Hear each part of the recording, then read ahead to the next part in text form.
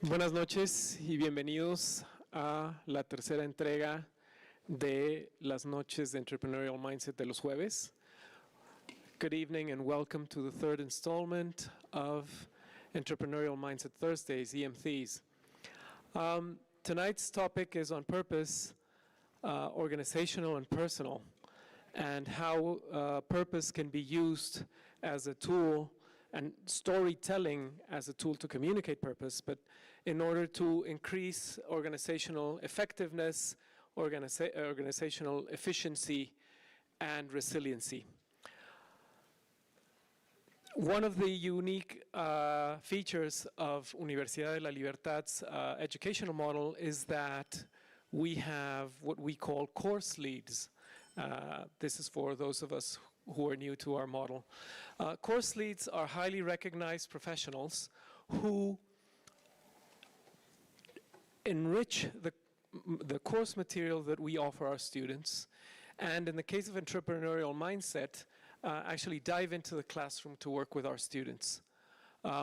Tonight I am honored to present our course lead for this week. We have one different course lead for every week in this course. But I have the honor to present one of the people that I have met at Grupo Salinas since I incorporated into Grupo Salinas, Adolfo Franco, who is one of the people that I admire the most since my inception here. Adolfo is a social entrepreneur. Adolfo is a film producer, and more importantly for me, and from what I admire from him, he is a storyteller. He is a consummate storyteller. And I will stop speaking now and let him be the master of ceremonies for the night, and he will be interviewing our wonderful speaker. Gracias, Adolfo. Gracias a ti. Well, it's also an honor for me to introduce someone very special who comes to speak about purpose. I'm very glad that I met him because I've been thinking about the same things that he's doing right now, about how storytelling is becoming a key asset for not only to make great movies, but for organizations, for social movements, for countries. Countries with good storytelling are thriving. So Wolfgang Hammer, Austrian, Stanford University graduate. He's been head of many Hollywood studios, including Lionsgate, Miramax recently, but also an entrepreneur, and a great entrepreneur, very successful. He just asked me to not kill the third act of his talk, so he's gonna tell you about himself in the next 30 minutes or so, and then we're gonna start asking the questions that you sent me, and questions that I have that are mostly existential. Go ahead, welcome, a big applause.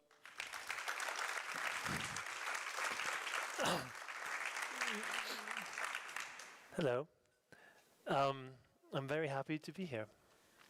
It's an amazing arena you have. I haven't really. Stanford doesn't even really have this kind of setup. It's nice. I'm going to try and be useful, so that you can take things away that are useful, and not too theoretical. So I will start talking. If you have questions, interrupt. I don't have a prepared speech or anything, because I changed my topic a couple of hours ago when I really understood what this place is about, which is entrepreneurship. And entrepreneurship is a very was very interesting. Obviously, you're doing it, you're living it, and it is it's not an uncontroversial role. Movies are small businesses, right? Every time you make a movie, you put together a small business. Studios are a holding company of many small businesses, which are the movies. And our business, and it's really what I've been doing for most of my career, our business is a strange one, because we don't sell, phones, or we don't sell books or cameras. We sell emotions. It's a strange thing to be selling. Yet it's one of the most successful products America has ever created. And what I found when I first came to California as a European, and I was first in Silicon Valley, which is the cradle of really contemporary entrepreneurship, and then I moved to LA. What was amazed by is that both what Silicon Valley is able to do and what Hollywood is able to do works all over the world, which really is on the one hand, with Silicon Valley, products have worked all over the world since the beginning of the Industrial Revolution. But the fact that Hollywood can make something that is emotional, that works and is successful in the US, in China, in Mexico, in Australia, in Indonesia, is crazy to me, right? So I became very interested in why that is. And that's what I'm going to talk about. Why do these things work so well? They don't always work extremely well, but when they're really well made, they work really well. And they're accessible to almost any human being that comes in contact with it. So much so that people go out to go see this stuff, which is a strange thing. You can watch things at home, but people go pay money to go see them in the theater. And why they work so well all over the world is also the same reason, I think, for why great businesses work really well. And that's why it comes back to entrepreneurship. So when I think about what movies are, and I think this is in the case you read, there is the plot, which was what happens, right? There is the emotion that is being generated, whether it's fear or anger, right? You always come back to that. And then there is something that isn't talked about very often. There is the why all this stuff is happening. Why does it mean anything? Why do people care about what is happening in different cultural circles? Like, what is the universal meaning that holds these things together? And it's a philosophical why. And it sounds very theoretical, but it really is only the answer to the question of why am I doing something, and not taking the first answer for granted. And I think that is the first thing I would take away if I were in your shoes today, is why am I doing what I'm doing, right? Why do you do what you do? And it's an extremely difficult question to answer for most people, because they don't really think about that very much. The first answer you give in my world, which is the sort of the process of filmmaking, we tend to throw out as the first answer, is the easy answer. And then you dig deeper. And the deeper you dig, the more you realize that these answers are fairly universal. And there is no right answer. So let's talk about some examples, which is always helpful. But so when, and I do this for companies now as well. So I do film and television, but what I just outlined, I do now with company CEOs and huge companies, very successful companies, and startups as well. But when you became very interested, like most people, in Steve Jobs, and there is now, by the way, if you want to find it, it's incredible. There's a thing called the Steve Jobs Archive. It's online. It's freely accessible, and it's his internal communication with himself, and it's absolutely fascinating. He didn't really have a good idea for what Apple was going to be when he took it over again in the mid-90s. And I wrote, at Stanford, I wrote a thesis on the Apple turnaround. And when he was asked by some, I think, Fox Business in the late 90s, what is it? And he had this terrible answer. I can't even remember it, right? It was some cockamamie. engineering answer that nobody understood. And then he went to Pixar a lot, which is his other company, which was a movie company. And I think you see a transformation of somebody who was obviously always a visionary, always very technical, and always inclined towards the arts. You see a transition from someone who knew how to build computers, how to sell them, to why am I doing this on a bigger picture level? And I think it came from Pixar. And the reason it comes from Pixar is because every Pixar movie, and I know many of the people that make them, are incredibly conscious of what these movies are really ultimately about, right? The philosophical why, if you will. And I can give you examples and some examples about that. And then, 2 years later, and you see the evolution of this. What is Apple? Well, it's a computer company that sits at the intersection of computing and art. Right, so it's creativity and computing. Nobody had ever made that connection. That is the connection we talked about with creativity, is the combination of new things. So why computing? To enable creativity, right? That is a big why, to make human beings more creative. Did it happen in this way? I don't know, right? I think we lost quite a bit as well with computing, but I think it did add the creative tools to our arsenal.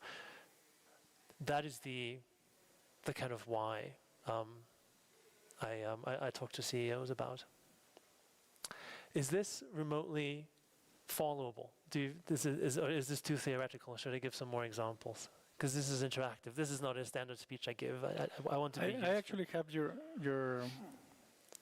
I'm going to use this against you. Tell me. Yeah, so what I thought, if you want to start with the questions, I have their questions already. And I pick them as either philosophical questions, emotional questions, or practical plot questions. So do you want to go from plot to philosophy, or from philosophy to plot? Well, it's all interconnected, but we can start with philosophy because I'm rambling about philosophy at the moment. And I think there are great questions from them. First, what is your personal definition of purpose? What is purpose? It's a very good question. Purpose is the first principle, or there can be several things, right? It's the first principle of why you do things. So with your career, the work you do, purpose is the first foundational principles of why you do it at all. So there's often a great confusion, I think, that purpose needs to be, I need to fix the world, I need to get rid of inequality, I need to save the environment, and purpose doesn't necessarily need to be worthy. It just needs to be worthy to you. Like, do you have a clear purpose, like for your career? Right now, at the very moment in working with these CEOs, my purpose is to infuse the thinking of, in my case, America's most influential CEOs with meaning. Okay. Why they do what they do. And they hate thinking about that at first instance, and then they love it because it is a very simple tool for decision making, right? They have to make so many, startup CEOs especially, right? They have to make so many decisions all the time. And if your decision making process is constantly being influenced by new information, which obviously needs to be, and there's no North Star, if you will, of why you do things to begin with, your decisions are going to be all over the place. Totally. Right? But cohesion in decision making, right? Always coming back to creativity and computing, creativity and computing. You don't do stupid stuff. That's over here because somebody yells at you or someone else, competition's doing it, right? You focus on the things that are foundational to you. Movies are about one character. One character.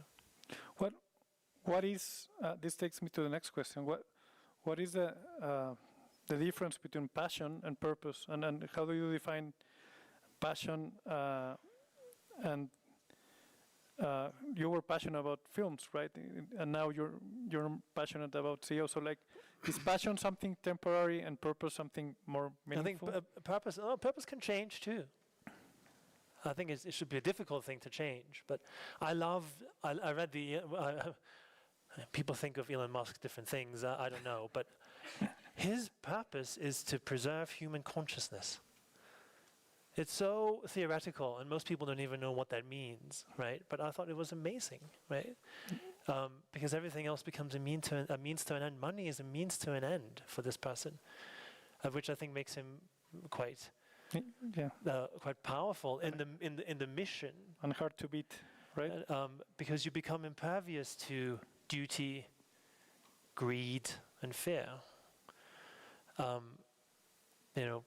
Money and fear are really bad motivators. They can motivate in the short term, but not in the long run. I think this is also a very useful thing to take away. If you're afraid of something, why are you afraid of it? Right? What is the worst thing that could possibly happen? Whatever you're afraid of. And then you work backwards from that. By the way, working backwards is how we do movies. Exactly. So you think of the biggest possible ending, and then you think about what do I need to get to. I told them in class. To that. Yeah. I told them that the hook comes. You write the hook after you write the climax. Yeah. Because then, the hook makes sense. And then there's the other thing that is so useful that I have to write this stuff down at my desk. I've been doing this for 20 years, so I can remember it. When you have a problem, it's almost never the problem that you're looking at. It's always a problem from before. Yeah. There's inciting incident. And even before that, right? First page. Very often, maybe sometimes it's an assumption that's wrong. So you always look. It's like a prequel of the. It's always like that. The prequel of the problem. You have to remind yourself. The last philosophical question was, why are films and content so important to people? What recently and what value do they bring to the table? What is film fighting for in a philosophical battle? Nothing. I think it's a piece of commerce now, which is a bummer, but it's what it is. Why? Because film, and it's amazing that this thing is 120 years old, but it combines philosophy and emotion and replicates the world as we wish to see it, of fear that it might be. And nothing has done that. It's 120 years old. It should have been dead 50 years ago. It's still around. So movies are, and many products are fantasy fulfilled or an anxiety purged, right? Fantasy fulfilled or anxiety purged. And that has to do with two things. One, the human unconscious, which is the real why people do things that nobody really wants to think about or can think about because it's unconscious. And the quest for meaning, right? And the quest for meaning comes from very simple things like, why was I born? Why do I have to die?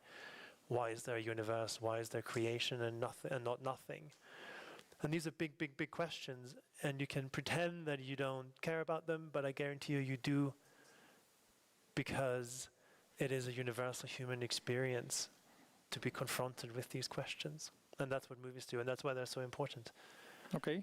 When they're great, I just watched the Avatar films with my children, and it's not my taste, but I love them because he does that like nobody. He does it beautifully. James Cameron? Yeah. He understands it, right? He understands the philosophy, or his philosophy, so well, and it's effortlessly infused into what happens. Yeah. But people love it because it's philosophical. Exactly. In the emotional part, talking about your journey and your career, what do you think has been the most challenging and rewarding project? It might be the same, it might not be the same project in your career so far. And how did this influence your following projects or what you're doing right now? I think the most challenging ones are always the ones you're working on because you don't know the outcome yet, and you have to convince yourself that this is worthwhile doing, which I think is the journey of the entrepreneur. You have to convince yourself that it's worthwhile doing, even when it really doesn't look like it is. And then there's a really important, I abandoned something 2 days ago that I've been working on very, very hard, because sometimes you have to be honest with yourself and just realize that this is not going to happen. And that's okay. It's not a verdict on whether you're good or bad, it's just the project. Yeah, see the circumstances. The circumstances or whatever it is. I think House of Cards was an interesting story because I was very young, and I worked for a company that was new. It was very connected in Hollywood. It was Ari Emanuel's company who now runs the biggest agency in the world, and he's WME. The company was called MRC. Yeah, but he runs now. Yeah, he William runs Morris Endeavor. It's called, yeah, and he's a force of nature, and he always said, "Find me." This is how he talks. Find me a movie. And I'm like, okay. He's amazing. He's a force of nature. Any force of nature, I think, needs to be, even if you think they're terrible, which he's not, but if they have to respect them that they're a force of nature. I think it's a wonderful thing. And I found this old DVD that nobody cared about. And for 2 years, I was running around saying, "This is amazing, I want to remake it." And they all told me it was a terrible idea. And it became House of Cards, and they all got incredibly... Why was it a terrible idea? Like, what was the Because it was old. People don't like old in Hollywood. And it had been... And it was against the grain. It was breaking the fourth wall, which is you speak to the camera. Yeah, can you explain? Yeah. Breaking the fourth wall is when the character speaks to the camera. It was a nasty lead. At that point, people liked leads that they could... but it's a great nasty lead. You know? It's a great nasty. I loved it. It's a great nasty is great. And I think if he didn't break the fourth wall, you would never know what he's actually thinking. So you would never know he's good nasty. You know, like. Well, he's bad nasty. Well, not compared to the other guys. Not exactly. That's always the trick, right? You have to have if you have a nasty character, you have everybody else be even more nasty. Or more hypocritical on trying to. Pretend to be nice. But you know what? There's my thesis on this, and this goes back to the fantasy fulfilled and the anxiety purged, which is really applies to products too, right? Every good product is mostly a fantasy fulfilled, or you take care of a fear people have, and they can be relieved, and that's what good products are, I think. Everybody wants to be powerful and nasty. Yeah. Yeah, and they got to be powerful and nasty through him. Yeah. And then Super Deluxe was the company I started. I got 100 million from Time Warner to build it. We built it. It was just 100 million. Yeah, it was 100 million. Just it was a lot. And we did it. And AT&T bought Time Warner, which was literally a whale swallowing a shark. It was amazing. Tell us more about Super Deluxe. What did they do? What was the Super Deluxe was the purpose, the philosophy there? The philosophy was the creativity is collaborative, and that a new generation of filmmakers was going to be working in all media, film, cinema, television, social media, and technology, and we were going to do it all in one company under one brand. And the people that worked there owned a piece of the company with me. So it was Time Warner, us, and it was very, very successful very quickly. And then AT&T just had a totally different strategic interest in Time Warner. How come? What did they want? Well, they got rid of HBO, right? I mean, so it was they. I don't know. I don't think they know what they wanted. I think they needed cash flow. Yeah. But I don't think they know what they want. They knew what they wanted. Okay, so now we're going to talk about Hunger Games. I think there are a few Hunger Game fans here. What was your approach to Hunger Games? You read it? You No, I didn't read it. I had a friend tell me about it. and he read it on the blog of the woman who wrote Twilight, that she liked it, and it had already come out, and it wasn't really working. Like it wasn't really a hit yet. It had already come out. And You mean the film? no, the book. The book. The book. And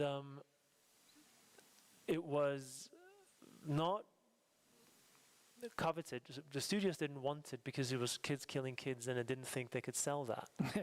And this is another thing about entrepreneurship, that when you listen to someone like Paul Graham, do you know Paul Graham, the Y Combinator guy? And I know Gary Tan, who runs YC now. They talk about this all the time, that the great successes are in areas that are kind of nasty. Not that sort of nobody wants to do it. It's a little ugly, right?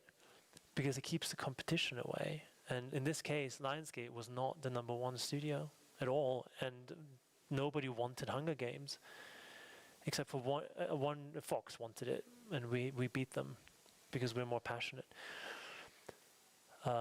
Was So it that's how a bidding war, or just No, it's just this one other company. just Fox We and would you? have never gotten it otherwise. But this is how the hits happen. They always happen in areas where you don't look. And what was the process? Because I think they would appreciate like to know how a book becomes a movie. Like just Well, the woman who wrote the book, Suzanne Collins, wrote the first script. She wasn't a screenwriter, so you had to throw it out and be very nice to her and say, unfortunately, we can't use this. And then they hired a bunch of professionals, and it was, at that point, the book was a hockey stick. And then you have a hit. yeah, because you were talking at first. You were saying movies are small businesses, right? Each movie is a small Yeah. business. Yeah. Sometimes it's a big small business, but they're small and businesses.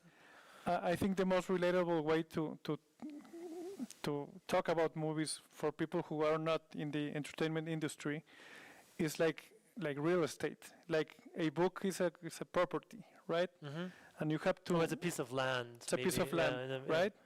And it might be overlooked, but then suddenly you find the purpose for that land, and you bring a good architect, which in this case would be the director. Yeah, Gary Ross did it. They're the first one. I didn't make the other. I wasn't around for the other ones. Yeah, but is that a good metaphor of or analogy of how you develop properties in filmmaking? Yeah, I think you want to pick. It's really no different than you want to sort of have an instinct around what's going to work. It's the same in entrepreneurship, right? You look. I mean, I talk to so many startups now. It's also funny, when a startup isn't going to work. You just know, right? Because it's actually, I don't know. But you get a feeling. Because somebody has convinced themselves that this has to happen for their own reason, as opposed to a philosophical reason, which is much bigger than themselves. Startups are really tough. Yeah, well, about startups, there's a question that says, what is your vision of how startups can use the power of narrative and purpose to attract both investors, customers, and talent? Yeah, so this is what I do now. And I wanted to get to this in my introductory remarks, but I got sidetracked by Steve Jobs, who obviously is one of the best who ever was at this. If you're going to get sidetracked, get to sidetracked by Steve.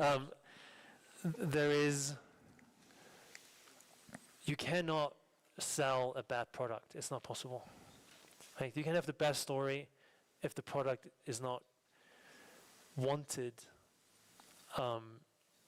You're going to run out of steam very quickly, right? So there is a requirement of a product market fit, and that's found, I think.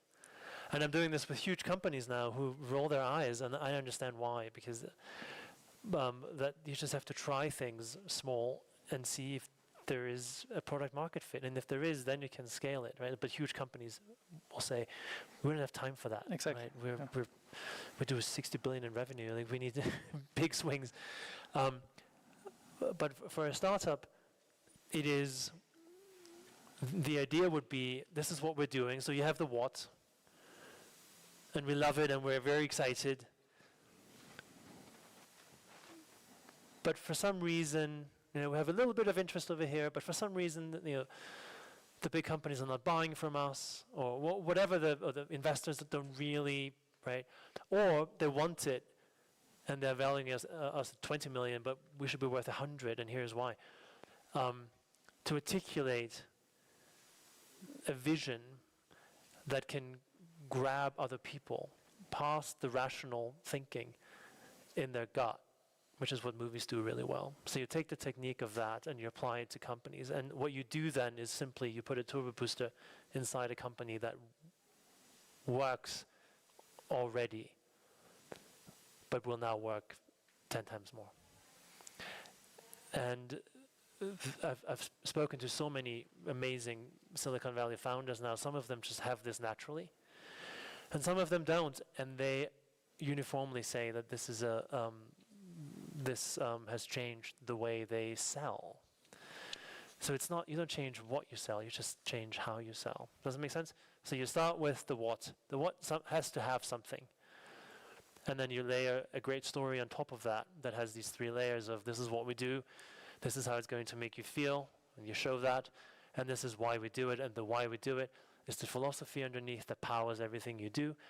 That is the single most important decision-making vector. I did this with Yahoo, and Yahoo is still a huge company, but it's been beaten up, right, for a long time. And they didn't have a why. Their why was selling ads. But if your job is selling ads, you're bound to deliver a bad product, even if you're big, right? So we had to go back and we had to build up.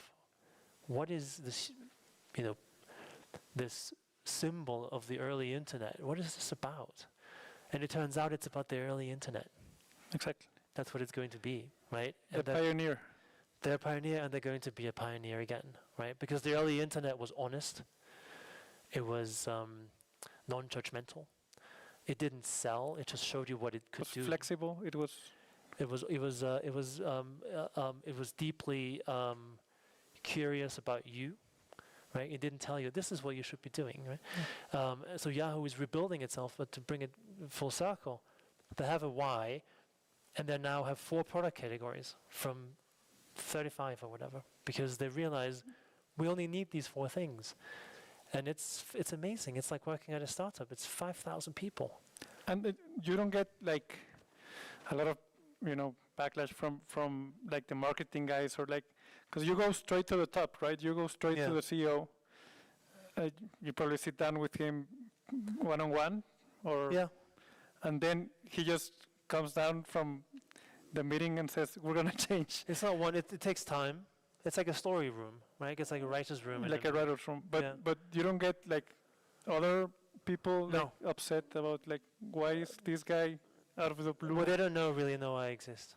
Oh, it's a private thing between the CEO and... Well, it's not a secret, but you don't announce it. You just, okay. Because ultimately, what it is my role as a producer and as an executive. You don't tell people what to do. You ask the right questions. Exactly. Until they tell you what they needed to say from the beginning.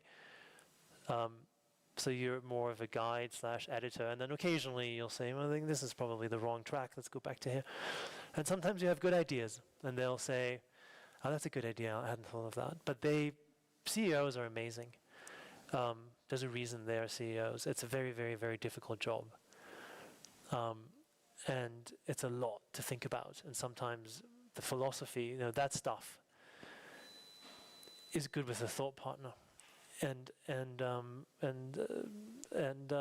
then they will bring it into the organization.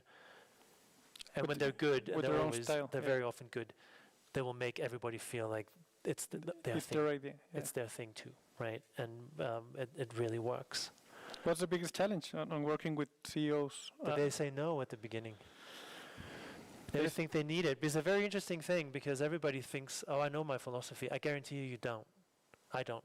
I have to sit down and it's awful. Like, oh, God. Because you realize you spend half your life doing shit that you shouldn't be doing. Right? And that's an annoying thing to realize, especially as I get older. You're also young. It doesn't matter. Probably more than half. it's an amazing, what am I about? What are my first principles? And then to build from that is an incredible tool. But you also have to let go of a lot of stories you tell yourself, right? And we're nothing but storytelling, meaning-making machines, as we do all day. Most of them are wrong, right? Most of the stories? I think the stories we tell ourselves are very often wrong, yeah. Wrong or bad? Because there's Well, bad. not accurate. Okay, not accurate about. Incorrect. Okay, I would but say. what makes a good story, even if it's wrong? If it moves people deeply and rings true on a fundamental level. Yeah, you know when it's true, right? You feel it. Yeah. I think there might even be, I've been reading about synthetic biology, which is quantum mechanics in biology. Yeah. And this is a new research field, and I think we're going to find out that we're all actually physically connected. Epigenetics and that. No, it's actual quantum phenomenon. Quantum phenomenon. I think that's what we're going to find out in 20 years, that we're all actually physically connected all the time. Like we're affecting. No, each the other. way, for instance, that's just the theory I have, but so birds navigate Oh yeah. in migration, and yeah. nobody knows how they do that. Yeah, right? how they And it's probably communicate. because they can override quantum states, meaning they're actually, a part of their brain is in touch with the universe the way it really is outside of the way we see it. And then just they go on. And then they Automatic can follow, pilot? they can follow the magnetic field of the Earth that way. That's amazing. Um, You should write a movie about that. yeah, exactly. So, for people who are starting their companies, what would you say would be like the the game plan for you said find a product that works, but Through then experimentation, through quick cheap experimentation. There was a man I admire enormously named Jeffrey Katzenberg, who was a Hollywood legend, and he made billions. And somebody who makes billions is in that industry is a very, he didn't do billions the series. He did billions of dollars. He made billions of dollars. Yeah, he founded DreamWorks. He's a brilliant guy. Yeah. And he did a company called Quibi. Do you remember Quibi? And Quibi didn't work at all. And he spent $1 billion on it. And because he kind of had to, because he was Jeffrey Katzenberg. Everything he does has to be big because he's brilliant. And I think when you're young, thankfully, you can start small. Everything good. Although I did watch a Jeff Bezos piece. And if you ever want to see someone who has an amazing philosophy about life and business, it's Bezos. It's on YouTube. The most amazing entrepreneurs who ever lived have a philosophical why. Right? It's just the people in the middle that don't. Often don't. Maybe they do. I don't know. But he did Quibi, and he did it for $1 billion, and it failed within a month. It was gone. So fail. This is a Y Combinator to think. Fail fast, fail cheaply. Why is Hollywood so obsessed with entrepreneurs? Why are there like? Because they're heroes. Yeah. And movies are all about resilience. So 4 things. There's a 5th, but I can't remember it. That's crazy that I can't remember it. But 4 things. Movies are about positive emotions, feeling good, at some point. Positive relationships, mastery, being very good at something. Meaning, which is, what does this all mean in the context of our universal experience? That's the philosophy bit, and the 5th I can't remember, but it's those 4 things, and sorry, it's resilience, and great entrepreneurs are incredibly resilient, and I know you have a class on resilience, and if you look at most great movies, people have a vision they want to, or have to. So the philosophical vision, then they have a mission to accomplish this vision, and they have obstacles in their way, and to get through the obstacles they have to be incredibly resilient because it will tug at their worst fears about themselves. entrepreneurs somehow manage to do this. Successful ones, they're all the ones that are not successful, they still do it, but they don't get the movie made about them. That's why they're heroes. The McDonald's guy got a nice movie made about him. I'm going to make movies about losers. The McDonald's guy is an asshole in his movie, Yes. you know? But he is successful. Yeah. He's successful, right? So resilience is this ability to go past the obstacle, and especially the internal ones. Like those are always the biggest ones. External is easy. Internal ones are the one, the voice that says you're not good enough. Everybody has it, right? Something that you also learn in Hollywood is how to deal with exceptional talent, or Yes. talent who believes to be exceptional, Yes. and egos and all of that, Yes. right? So what advice do you have about bringing good talent and managing talent with so much, you know, at stake and so much glam? Well, in our world, it's different, a little bit different from business, because we have actors that we need, right? And when you get them, they're so good, they're so valuable that it's a limited business. You're not with them for 6 years. You're with them for 3 months at the most, like in the case of an actor. You love them. I have enormous admiration for the craft, and they are so vulnerable, and they act like this because they protect themselves in the real world, right? Yeah. Otherwise they can't function. If you know that, there's nothing to be upset about when they throw water in your face, right? Because you know it's not them. With the business, it's tricky because they can ruin. I had somebody at Super Deluxe who was brilliant, and I had to fire them because they ruined my culture. So Netflix has a rule about no brilliant jerks, right? I don't know if that's great either, because greatness is greatness. But if you really can't manage the person, then they're probably not a good fit. But I do think I'm a believer in brilliance that sometimes comes with an ornery, bad way of behaving, and to me that's okay. And when you have a clear purpose, how is purpose affecting your chances of getting good talent? Like, is purpose something that affects positively or I negatively? remember when SpaceX was recruiting at Stanford, and my friend Greg Katz, who's an AI engineer, went to the booth, and they had a mean person recruit for SpaceX. Like, what do you want? You can't work there anyways. We're too smart for you. We're crazy. But the purpose of that company was getting people to Mars, right? And if you're a brilliant AI engineer, that's what you want to be doing, right? You don't want to get rich. You want to get people on Mars. So purpose, if it's well articulated, and it's extremely extremely difficult to articulate it well, but if you can say it in simple terms, either because you've just been very simple, or you've done my way, which is the long route through storytelling to get to simplicity, you will get great people, because great people need meaning. They like money, great, money's great, but for a great person, it's not enough. It's not enough, I think. Even I always thought about, I've changed my mind about finance too. I always thought the finance guys were really boring and single-mindedly focused on money.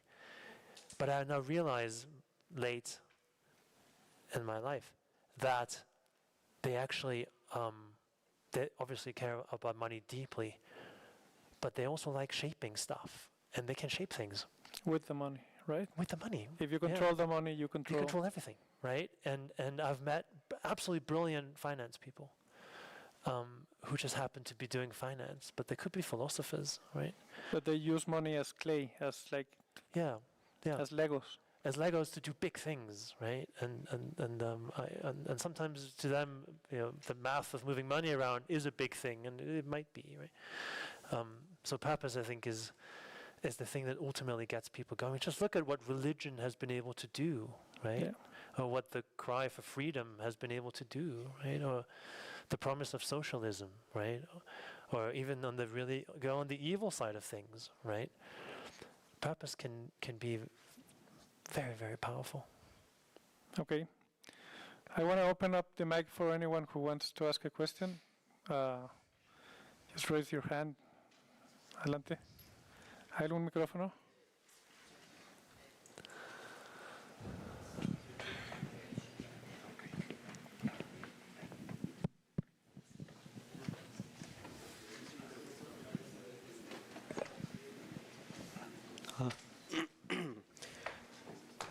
You?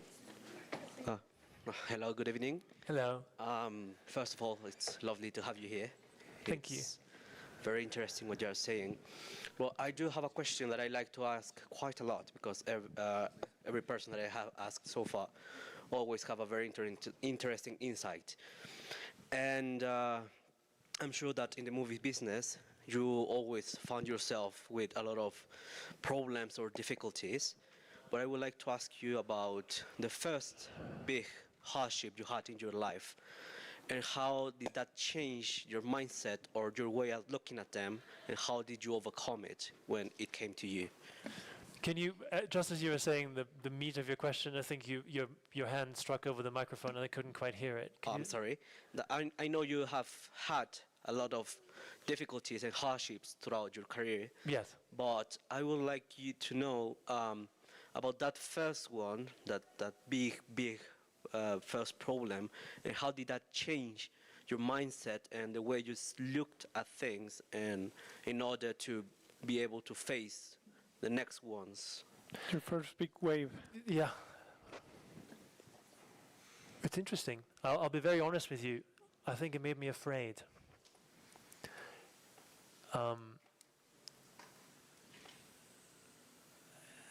Because that's the inner voice I talk about, right? I mean, you'll see some. I know it's a cliche, but the reason you like watching people overcome their fears in movies is because you're afraid, and it's deeply pleasurable to see someone overcome their fears, and you can almost it will seem to you like you did it too, even though you didn't do it. You just watched someone do it, right? That's why you like it. It's a fantasy to overcome your fears. Which is why, for instance, Napoleon was such an amazing general, because he was not afraid of death at all, and he went to the front lines with his soldiers, and whatever he was, they couldn't believe he was there. It had never been done before, right? People were always hiding in the back. He went to the front, right, with the artillery. He would direct the artillery. He was unafraid, and it instilled fearlessness in people.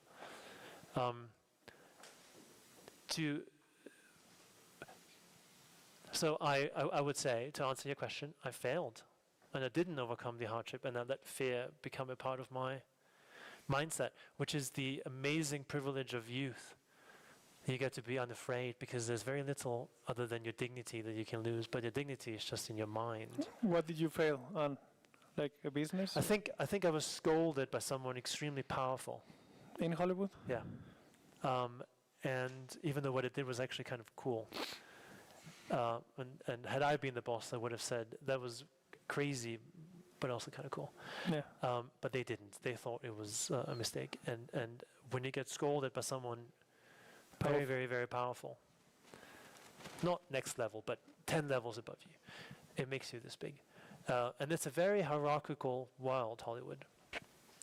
So that it made me afraid. And then it took me some time, and then I got over it. But for a while, I was afraid. So that Afraid to take risks, or afraid to take risks, or just to do your No, job? I was just afraid. No, I wasn't afraid to do my job, but I think I became a bit more risk averse. Because I would always go into rooms and ask, why are we doing it like this? Why is this always a no? What happens if has anyone ever said yes? They said yes in 1967, and they lost 100 million, so we haven't been doing that ever since, right? The same 100 million that they gave you for your company. Yeah, exactly. I have one more thing that I think is really useful in life, and it comes from the philosophical bit of movie making. The villain always has a good point. Yeah. It's really important. The person that is arguing with you, that is telling you you're ridiculous or mean, who's angry with you, whatever it is, who says your idea is a bad idea, your product's bad, they may not be totally right, but they may have a kernel of truth. Especially the help. wife, right? Especially your wife, Yeah. who's always right. That is really important. Do not dismiss the opposition. We love doing that now, right? The opposition is stupid. They're terrible and evil. And I think it's a mistake. The best villains are the ones who have a really good point. They could easily argue, this is a good point, you have a good point. And when you do that, you realize, wow, it's very difficult to have truth on your side. Yeah. Right? Every Like absolute truth. absolute truth is extremely difficult to come by. And it's quite common these days. To be told that somebody has the absolute truth, yeah. It's quite common to people feeling they have the absolute truth. So this, to answer your question, this would have helped me back then when the guy yells at me. Like, instead of being afraid of him, I could say to myself, well, I did this, I took a risk on this, and I was sloppy. It's true. I was young. I was sloppy. When as you get older, I'm very precise now. It's good to be precise. Everybody else is sloppy. Be precise. You stand out. I could have said, the reason he yelled at you wasn't because you took a risk. It was because you're sloppy doing it. Yeah. So don't be sloppy. Exactly. Yeah. It was a bad reading on your part. It was a bad reading on my part. Yeah. Yeah.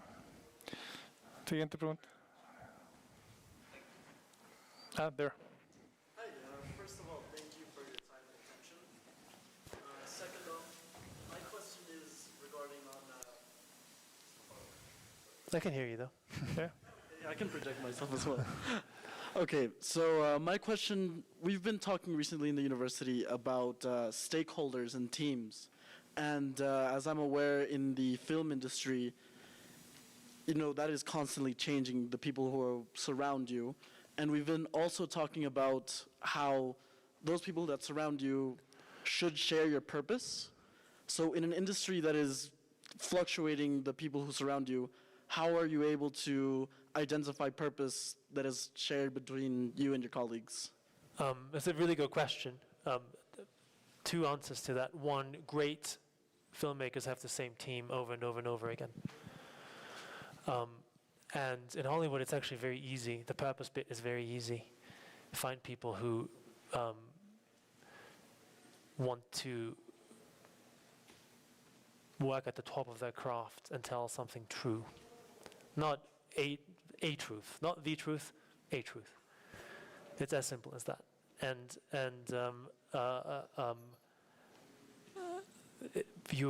It's a very odd business because it's ultimately very old-fashioned. It's extremely old-fashioned. It's changing now because now things are being made virtually, meaning in virtual screens and things.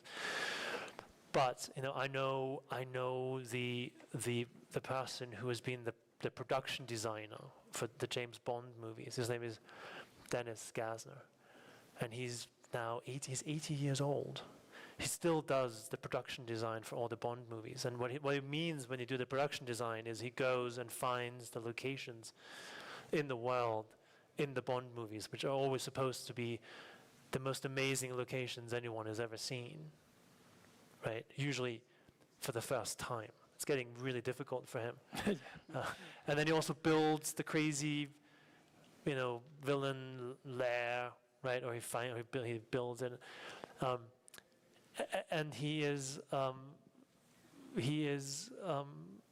me, he's not a painter, but if he were a painter, he would be on the level of a Picasso, right? Not in terms of probably artistic ability, but this is what he does, right? And when you work with him, and all these directors, it doesn't matter who's directing it. Directors love having the big directors love having their own crew. But they always hire him anyway because he's more important to the film than even the director sometimes, right? Because the locations are so important. But when they get him, they know that Dennis Gassner cares about I guess in this case it would be the spectacle and the overwhelming awe of the locations he produces. like nobody else in the world. And so they find people like that. I mean, remember what I said about the 5 things? Emotional relationships, positive emotion, positive relationships, resilience, meaning, and the 5th is mastery. And you can build an entire company on mastery.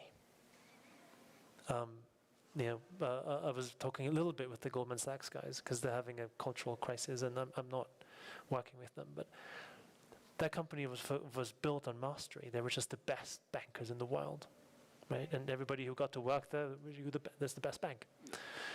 It's changed a bit because they got so big, etc. The Godfather is a movie with no positive relationships, no positive emotions, No, some meaning, yeah. some meaning, but mastery. They're Well, we have Guillermo del Toro, a Mexican Yeah. director who's the master of monsters, right? And his Yeah. whole life. yeah, he does many things, but my point is that you can get away with just having mastery, Exactly. Yeah. which is amazing, right? So that's the Hollywood teams are built around mastery. Awesome, thank you. But companies wouldn't work like that because mastery it has to be unless it's a very small company, and unless each person does kind of the same job. Right. So law firms could be built around that, but a product company couldn't because you have a hierarchy. And the second, you have people who are not as good as the people above them, and there's no meaning beyond that. Cohesion is going to be very difficult. I can imagine. Follow up on that last concept, because I actually think that the quest for mastery is just as important as achieving it. I don't know if you could reflect on that. In companies. I think in art too, right? We were just talking about. I worked with the Coen brothers, who are incredible, and they've made bad movies. And you think, how is it possible? They don't make a mistake, but they do, right? They made the mistake actually not so much in the movie themselves, but in deciding to make that movie, which is the decision to go do something. Comes at the very, very beginning. I'm going to make this movie. The opportunity cost. No, it's the when we said about the problem in a story always being at the very beginning. Yeah. Oh yeah. Like In this case, it's the decision to go make this thing at all was a problem. is what the problem was. Yeah. Then they made the best version Of that. something problematic. Problematic. So the quest for mastery is a lifelong journey, I guess, right? Although I guess there have been, I think about something else a lot. The people that built the cathedrals, the architects that built the cathedrals in here, Mexico and in Europe, nobody knows their names. They're not really master builders, right? There was no architecture. These Gothic cathedrals are built without architects. A master plan or There's no master plan. There are no drawings. There's only craft inherited from before. Nobody knows who they are, right? Because they weren't doing it for themselves. They had a higher purpose, right? Which was to please God. yeah. That to me is the ultimate artist, the one that's forgotten and has left behind a work of art to worship something bigger than themselves. I think Jordan Peterson has like a whole chapter about that, about how to find that higher purpose, and not because of the credit you're gonna get, but because of the joy of knowing Joy that of you're doing it. And there's something else. There's so many things from movies. Movies are just because it's a vehicle for all wisdom of life goes into this stuff when it's done well. And there is it comes from Denmark. And there was a Danish screenwriting teacher named Mogens Rukov. He's died. He was a chain smoker. He died quite young. And he was the sort of godfather of, if you know film, the Dogma movement. The Dogma movement was in the late 90s, and they made films with small digital cameras and nothing else because they felt it was too artificial. 10 rules, right? There were 10 rules. No, exactly. no artificial lighting, no real props, actors. No, anyway, but the point of what Rukov made at the time was since you couldn't do anything, you couldn't build sets, etc., you could only film life as it was, and he called it natural stories. And a natural story is a story that everybody knows. Yeah. Going to the bathroom, having a coffee, going to sleep, sleeping, having dinner with someone, having dinner alone. Endless, right? Natural stories. I think in our culture, really it's a global thing now, is that somehow people believe that their purpose has to be really big, right? I need to fix whatever, right? Inequality. Come on, you're not going to fix inequality with the fucking startup, right? So then people make up these fake purposes that are actually not their real purpose. But when you look at, we have 3 children, and we have a nanny who's been with us since they were born, and she's amazing. And her purpose is very small in the sort of, in that sense of, Exactly. are you saving the world? Well, when she's with my 3-year-old, she's with her fully, fully present. And her purpose is to commune with this child, right? Feed her, and her mother obviously does this too, but I'm talking about this is a woman's job, and to feed her and to clothe her and to keep her safe. And you might say, well, that's not saving the world. I would argue it is, right? And it's an incredibly noble purpose. I think it's the same as building a cathedral. Yeah, Right. it doesn't have to be like Instagrammable, right? Like, It doesn't have to even be memeable or be a big business necessarily, but I do think big businesses have that component. I do, and they all have it. I mean, I was talking to a huge consumer products company, and they talk about purpose, and then they don't have it, but they talk about how they're delivering cheap toothbrushes to poor kids in Africa. And I think that's wonderful, but that's not your purpose. And it's not your purpose. exactly. Yeah. Right? So the point is, find a purpose that is meaning, kind of the same thing. What am I doing that's larger than me? That is actually rooted in the DNA of who you are and what your company is. Right? As opposed to inventing one over here so you have one and then doing something else over here. Yeah. Next question. Well, first of all, thank you for your time and coming. I guess my question is around failure. Do you think that the more you fail, the less painful the process becomes? No. Or the more resilient you become? Or Failure the is awful. opposite? Don't fail. Always. But I mean, from what I'm understanding, failure is kind of a prerequisite for success, right? Like you have to try different stuff. I don't know if it is. You don't think so? You don't think so? I think Mark Andreessen talks about this. He knows more about this stuff than I do because he's a real startup VC. But he says that failure is, it's unavoidable, but it's not something to worship. And I kind of agree with that. I think moving on from failure is important, but I think failure, is my failure to read this big person's comment about me correctly is one thing. Having a product that nobody wants and doing it for 10 months because you think, oh, failure is part of it, it's just part of it. I don't know how useful that is. Right? So does that make sense? I think that there are separate kinds of failure.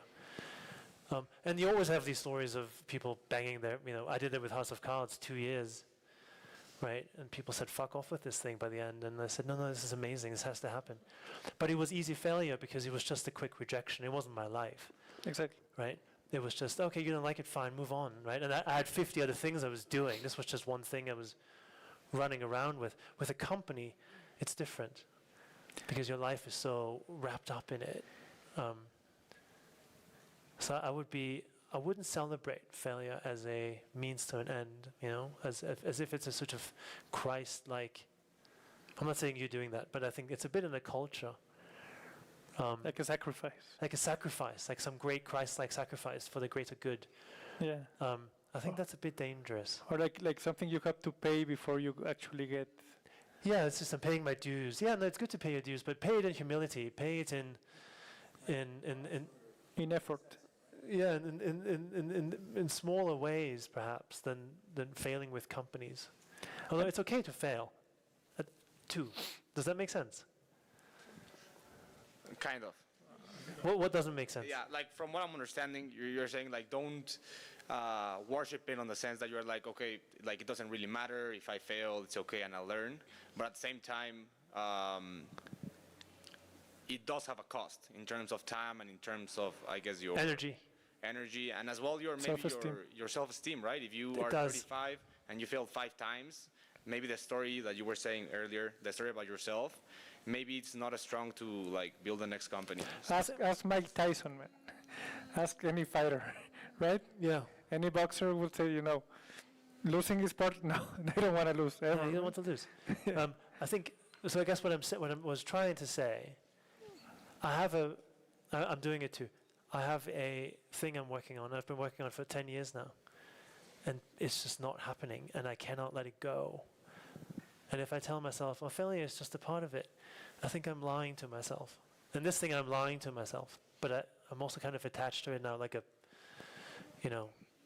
bad habit or something. I think the failure is not something to look forward to. It happens, and when it happens, you deal with it, but you learn from it, and you adjust. To celebrate failure as a badge of honor of, this is what it means to be an entrepreneur, and not learn from it, and not adjusting around it is a mistake. Does that make sense? That makes more sense. Yeah, so it's like of course you don't want to fail, right? You do everything, like from what I understand you're saying, like it's an excuse that people give themselves so they can try less hard to make it happen, right? Or maybe not change anything. Okay. Because it's very difficult to change things, right? When you have an idea for a start, and I've tried, and one of my best failures of all time. I had an idea, I've always had these ideas about creative collaboration, right? And I pitched a startup to Benchmark, which is, at the time, and it still really is, the gold standard for venture capital in Silicon Valley. It's 4 guys, they're all billionaires. They're amazing. They've picked every great internet company for the last 20 years. And I pitched them. And it's really difficult. You have to get to one partner. They have to sponsor you so you can pitch everybody. And the partner has to say yes. So I had one guy saying, I want to do this. You have to pitch the other 3. And they passed. They passed on it. And at first I thought, fuck. I obviously am just a producer and executive, and I cannot be an entrepreneur in Silicon Valley and looking back on it, I'm deeply grateful because they saved me because they would have given me $5 million and whatever they give, and I would have been able to recruit people because I'm convincing, and I have them, and they are incredibly convincing. And it would have failed because I hadn't really thought it through. I was selling more than I was building, and they saved me. And that idea, thankfully, became super deluxe just in my world, which is media, which is different. So And it was 100 million instead of 5. Yeah. But it was a media company, and it wasn't a tech company. Yeah. But I moved on from it, right? I realized they're telling me something, and I'm so grateful they told me that you're not ready for this, right? As opposed to, I'll just go to 50 other VCs and find someone who will do it, right? So in that sense, failure, I guess you have to learn from it, really learn from it, and be willing to accept difficult truths about it. What about success? Success is also about. I haven't had enough success to be No, able but to. you're associated to great success, man. Like Other House of people's Cards. success. Yeah. No, but it's you brought it to the table, man. Like it's something that you're close to, associated to. When I did House of Cards, selling yeah. a company is a success, right? In any Yeah, I guess it is. Yeah. well, perceived success. Let's talk about perceived success. Perceived success. It's- Any successful person, I think, doesn't feel like a success. Exactly. Is that the same as failure? As you just have to move on from whatever you think was successful and learn from it, and Well, not let it define you. success doesn't really mean anything if you have purpose. It's meaningless. Exactly. Right? because it's the purpose is an infinite game and success is a finite game. Yeah. And if you're playing an infinite game, to win a finite game means nothing. I guarantee you that Elon doesn't think twice about the Tesla stock price. Maybe he thinks about it once a week. He maybe looks because someone's calling him and is annoyed about it or something. Yeah. Not that, he's a dangerous example because he's the most prominent entrepreneur alive today. But they're small people. There are people who don't care about their box office. They're sad by it, but then by the time the movie comes out, they're already on the other movie, and it's like, yeah, that's done. I'm over here now doing this because I make things. Like Scorsese, for example. I think Scorsese cares. Smaller directors very often. Ingmar Bergman was famous for having one of the greatest directors of all time, but made no money. But by the time he was finishing a film, he was already working on the next one. He didn't, yeah. It wasn't about succeeding at the box office, right? It was about making the film. The craft. And the craft. Because there are two kinds of people, I think, three kinds of people about success. One, the people that know that success is a finite game and can never fill whatever hole you're trying to fill. Two, the people that don't know that and keep chasing success until they get very, very successful and still live with the hole. And three, the people that know that success is not necessary at all to do anything. And which is your favorite? I think I haven't met many of the third category who don't even think in these terms. Yeah. They're playing the long game. They're playing I think they're playing a cosmic game. A cosmic game. Yeah.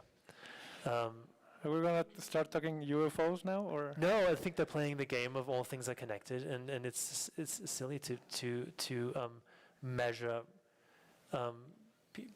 human action in any meaningful way. Because it's meaningless, right? It's all beautiful in the big picture. The big picture is so big we can't even comprehend it, right? So we only know that they kind of exist. I like the people that, and I'm trying to be one of them, that like success, want to be successful, but no, it's not about success.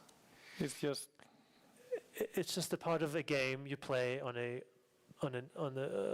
infinite game pitch, if you will. So it's a finite game, but the infinite game is so much more fun. Dennis Gassner, the person I told you about, who does the Bond movies, he doesn't care about money. It's ridiculous, right? He doesn't even know how much he gets paid. An agent does it. It goes into an account. He's lived in the same house for 50 years. He makes millions, right? He doesn't know.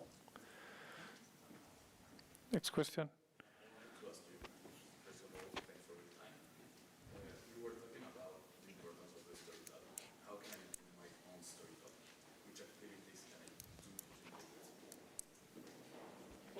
I think there's really only one thing you can do in the storytelling that I care about. I don't do presentations where you learn how to do this, right? I had a presentation coach too. Watch when people talk on television, right? That's presentation, that's storytelling coaching. It's great. It really works. I think that a good story simply communicates a why. Why are you doing this? Right? And you can say, look, I had a traumatic childhood and this is what I'm doing because of it. Or you could say, I really, I care about, this kind of animal, or I want to help, merchants be more efficient because my father was a merchant himself and he went bankrupt. These are personal stories. That's very good as long as it's truthful, and then a kind of philosophical why that puts what you do in context, in a larger context that's believable, right? Not made up, and that takes some time. What really helps, and this is in the array case, is look at how the world in the specific area that you're in works today and what they say, right? So that's the dominant worldview, if you will.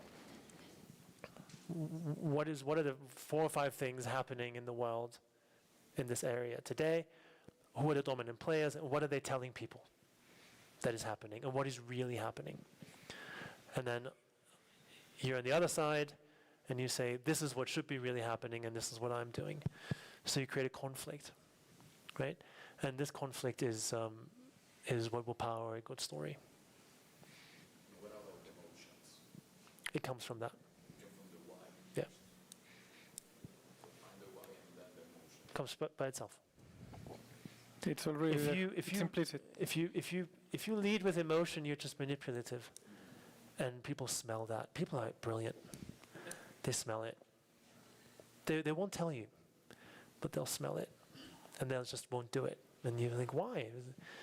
And they say, well, they give you all kinds of reasons, but they smell it. I think it's the foundational conflict that you're fighting, and you say it as simply as possible. And that will create an emotion. You know, all I have to tell you, for instance, Tankman, and you're very young, but in 1989 there was a student revolution in China. And there was a single man standing in front of a line of tanks, right? One of the great symbolic pictures of all time. Why? Because it tells the story of what I just told you, the conflict of dominant worldview and personal worldview in one single image so powerfully, right? This is what you want to achieve. Exactly. And you don't have to tell the emotion. It's there, right? It's there. You don't have to say, he was really afraid. Right? Okay. It's that, yeah, you cut that dialogue. Like, or the soldier in the tank didn't really want to do it either, but he had to. Hey, yeah.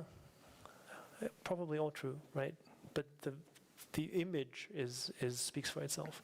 It's all about, what we do in my world is all cutting out. You cut out. Yeah. The fat. Yeah.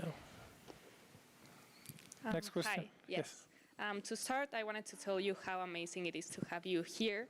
And the question I have is, why are there so many horror movies in Hollywood? I think I ask myself the same question. I think it has to do with,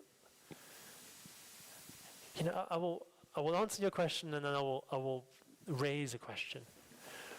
I think it has to do, the horror movies are about anxieties, right? Deep-seated anxieties, right? They're often about family, they're about houses, right? And this ultimately, in a rational society, is odd that all these people, by the millions, go to see these horror movies that are making you believe, very often supernatural, right?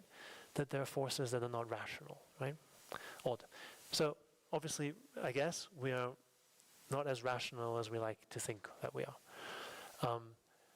I think horror movies are a release valve for fears. That if you're afraid and you get to go see other people afraid in much worse situations than you could ever be in, and see them get out of it, sometimes, it is immensely pleasurable. It is then sort of a meta version of that to say, well, actually they didn't get out of it and it's a down ending, right? Because you can also, audiences are incredibly well trained, now they've seen so much. So that's, I think, ultimately I think the US is quite a superstitious place, and quite a non-rational place. Yeah. We spoke about this in the last class, and a few theories were like they're cheap because you don't need Well, there's a business reason for it too. Yeah, you don't need like famous actors. There are always like up and coming actors. You can make them very fast. You don't need like a big plot, right? Yeah, but I think that presupposes that people like going to the movie theater, which they don't, right? I think it really has to do with that they provide a service. Here in Mexico, they have. Yeah. Going to theaters to consume. Mexico has a big following. No, it's in America too. Still, it's still around, right? But it's in comparison to the population in general. It's not a big group of people, right? Okay. What is more interesting is that supernatural horror movies don't work in every place in the world. Exactly. So, for instance, the Germans don't buy it, right? Sometimes they do, but it's a very rational society, and the stuff doesn't work as well. So they rationalize a lot. Yeah. So that I find that very interesting, that they override their own fears. I think they bury them coming from that. I think they bury them really deep. I think so. Horror allows people to experience fear together. That's not real, and I think that's deeply cathartic because everyone's incredibly afraid. Like all a the test time. run at something you're afraid, but in a safe space, Safe right? space. Yeah. Next question. So, hi. First of all, yeah, I have two questions, but first I want to know, like, if you think that the best way of invest money is for have the best business in the world will be the cinema, and like more knowing in what branch or in which way, and if the answer is yes, I want to know, like, why does the mind of the people, or of, I think most of the people here, like to see a movie and give them money to see a movie, and why those the people that do movies have the idea of, I will do a movie because this is the best way of have a good business. I'm not totally sure I understand exactly what you're asking. Can you say it differently? Okay, it's because I see that the life of the movies take to the people to invest and to say, okay, I want to see this movie, I will go to the cinema and see it. I want Yes. to know, like, what's your mindset for be in this in this way entrepreneurial in this branch?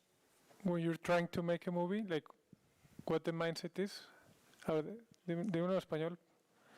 Ajá, o sea, que cuál es más o menos la idea que tiene, si nosotros como nos gusta ir al cine, cuál es como la ideología de una persona que esté en ese mundo para hacer una película o para estar en ese mundo. Yeah, what's the key mindset of a filmmaker, of a producer, not just liking movies, but how do you approach it from the business side? Like, how do you make that? It's changed completely. Yeah, you're no longer just a movie watcher, right? Like, most producers don't stop loving film, but they don't do it because they love film, right? They do it because they hacked. Yeah, it becomes a job, which is sad. But what's the mindset of a producer? The business mindset. I think for mostly it's to make a living, Yeah. because you have to. I think it's to make a living. There's no sense of transcendence, of like fame, whatever. It's just getting food on the table.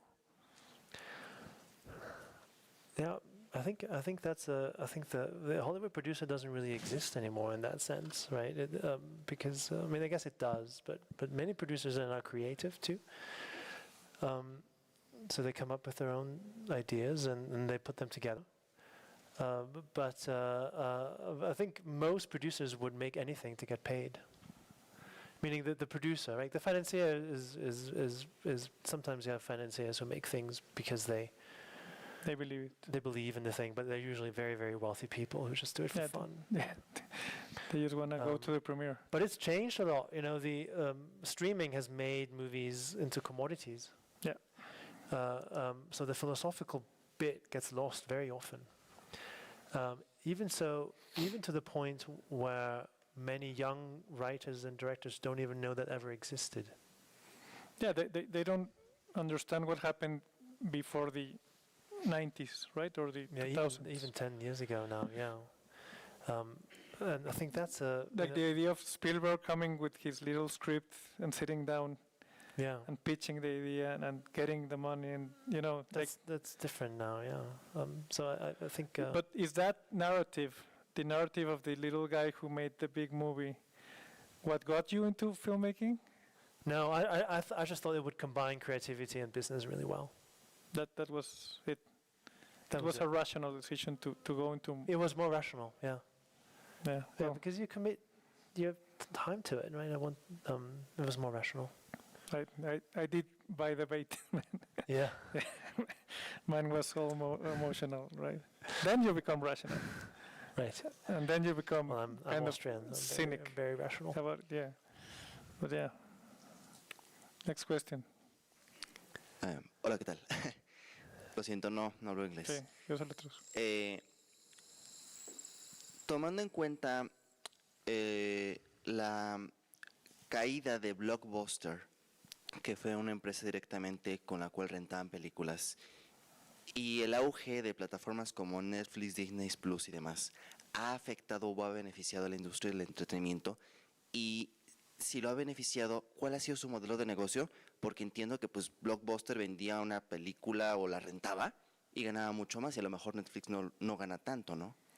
Okay, and I'll just start with saying that Mr. Salinas, the founder of this university, actually was the guy who bought Blockbuster in Mexico, Oh, there you go. just to get the locations for his electors. So he was the guy who put the tombstone on Blockbuster. So he was really smart about that. So he knew it was going to fail, but he bought it for the locations, right?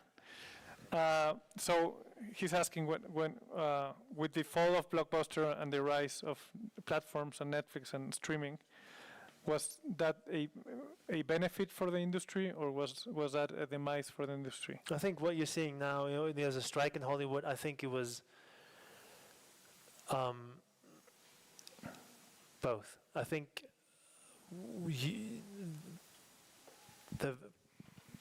you could only play so many movies in theaters, and that dictated how much was being made, and that dictated, it's just unit economics, and that dictated how much each unit was worth in theory before it was released, right? Now there's limitless shelf space. You have endless. Netflix can do as many movies as they want to, and they did. So for about maybe 6 or 7 years, they made an enormous amount of film and television, Netflix, Amazon, everybody, that nobody ended up watching or paying for. So now that's going to get pulled back. Yeah, Right? The Writers Guild grew from 5,000 people to 11,000 people in 5 years, right? Because of that, or 6 years. All these people are going to have to leave and do something else because less will be made. And we'll see if the unit economics go back up again or not, but the producers no longer control distribution. So when you look at markets, are all about power. Yeah. And in this case, Netflix and Amazon and the distribution platforms have all the power. And it's quite difficult to command pricing in any way if someone has we've tried it. a distribution monopoly. Yeah. Next question, please. Probably. Un par más, Raúl, o le seguimos o. Irma. So I have this question. There are not enough. There is not enough time in the day to do like a lot of things. And you were talking that, for example, House of Cards was just like one of the projects you were working on. So my question is, how do you manage to put priorities straight? And in this cinema, do you put the art and talent upright? Or do you put profit like your top priority in producing or directing a movie? We don't know what's going to work. So I try to put philosophy first. Why am I doing this? Why am I doing it? And if I have a good reason for why I'm doing it, then I think it's a good bet that other people might agree with me. So I always ask, why am I doing this? And then if I have an answer, I ask, well, why? And then I ask one more time. So I'll ask why. Why do you put philosophy first? Was it like a aha moment? Are you a stoic and you're memento mori kind of Because it yields the best results. Okay. Both In the process both and in for the the outcome, process for me for enjoyability and meaning, and also the in outcome. business, also in the outcome. Because if you can unite people around meaning, Brings and the these best. things are not mutually exclusive. You can be a very, very successful, Ricardo Salinas, whom I know not much about, but I looked it up a bit. He's a very, very successful businessman, but he has a philosophy. Yeah. Right? And he will not change his philosophy if someone says, well, this is not the philosophy that is the most important one in this country, right? And that's very powerful. Very powerful. And that will, so for him, that's meaningful. And because it's meaningful to him, it's meaningful to other people as well. So the why, ask why 5 times. And then you get to the meaning of why you do stuff. Okay. Nobody wants to do it. It's too difficult. But I No. would. Okay. Last question. Hi. Here. Oh, yeah. I got this interesting question, and it's about, we're talking about the industry entertainment, but in the other side, we all are in a learning process. So my question is, can we bring together the learning process with the entertainment? Is it possible, or I would like to know what do you think about it? Edutainment.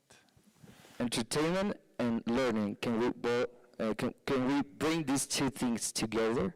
Yeah, they call it And how? edutainment. Entertainment, I mean, in general, the industry about entertainment.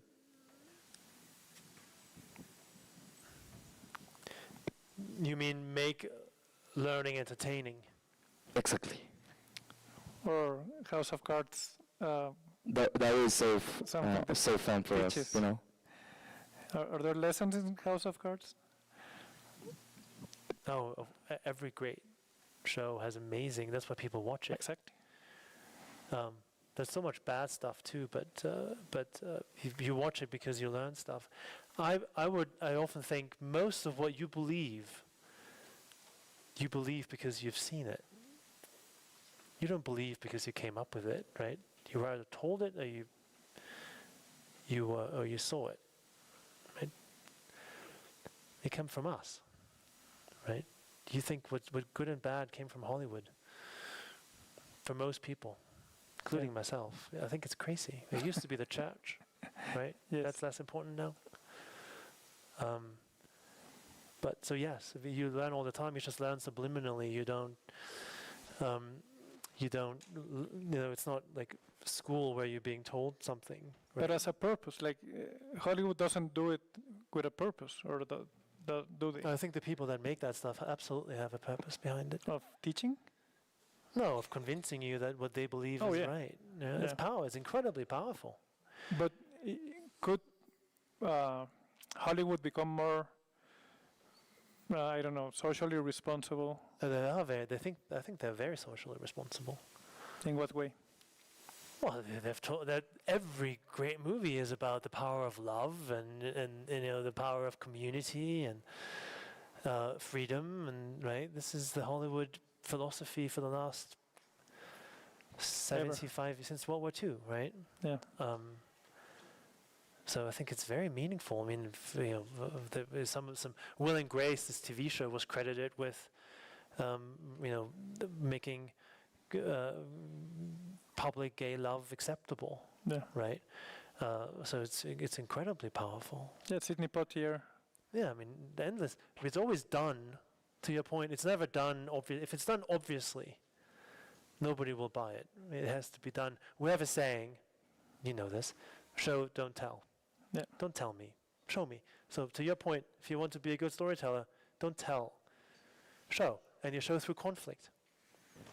Right? You show the guy and the tank. That's all you need to know. But if you talk much about it, then it can work, right? It works in companies. We have to talk about it. We try to show it, but the business context is very serious, so people pay real attention to it. So it's a bit easier, right? You have a very, when the CEO of Yahoo presents to his, core 100 people, they take it very, very seriously. It's their job. Yeah, it's their job, right? It's their career, right? In America, career is very important. So words are enough, but we try to use words that paint a picture, not that. Give an order. Yeah.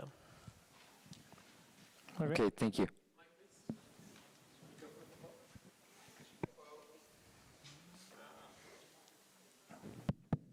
We have one final question from a young lady who's taking risk, actually, I think.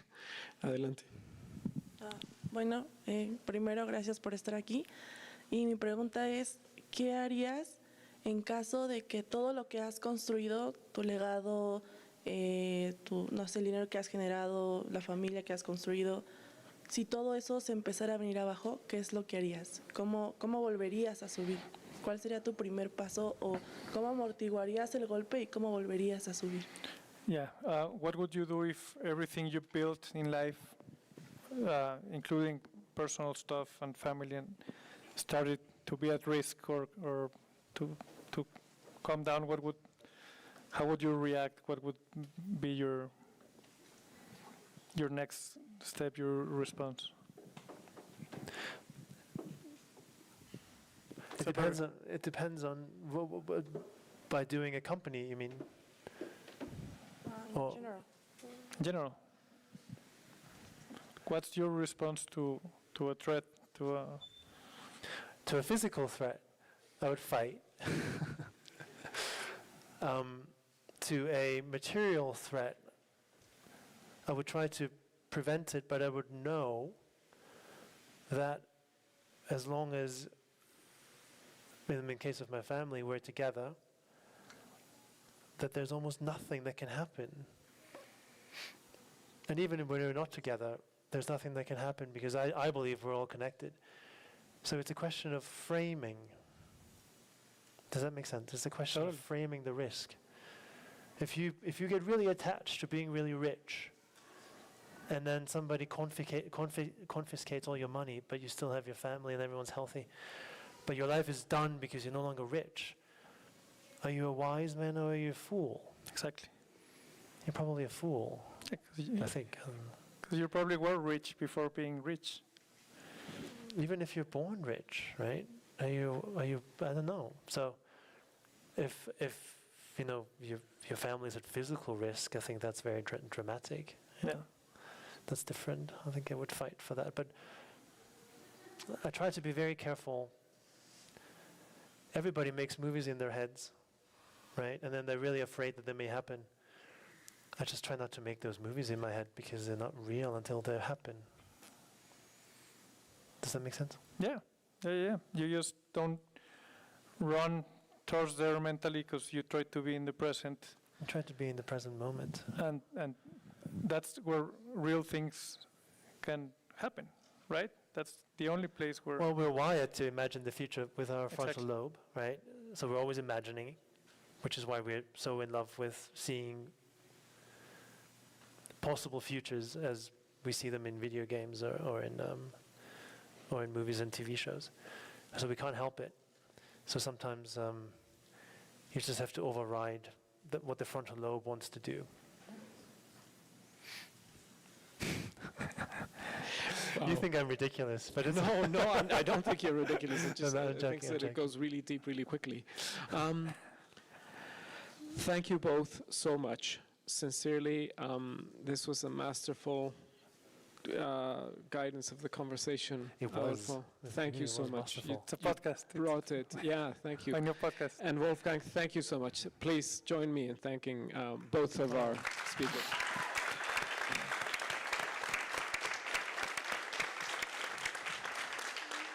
We will have a short time for mingling with both Adolfo and Wolfgang, and then I think that I will steal them both from you to go have dinner. But I'll lend you both of them for 15 minutes, okay? Thank you so much for coming. Yeah, it was so fun. You're amazing. Yeah. That's cool, man. Don't worry.